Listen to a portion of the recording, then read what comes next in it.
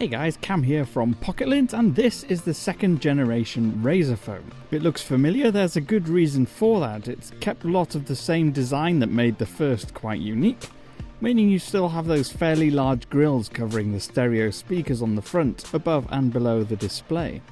And it's built with IP67 rated water and dust resistance. But it's on the back where things have changed the most. We now have a glass back to allow wireless charging, but it also comes with Razer's iconic glowing logo. It's LED backlit and acts as a notification alert and is capable of cycling seamlessly through its 16.8 million colour spectrum. And of course you can customize it using the pre-installed Razer Chroma app.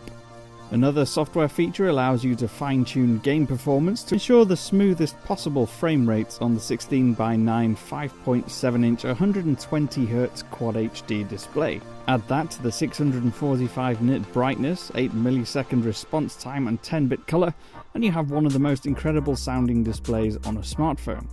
The phone itself will be available from late October and pricing is yet to be announced. I've been Cam, and I'll see you again soon.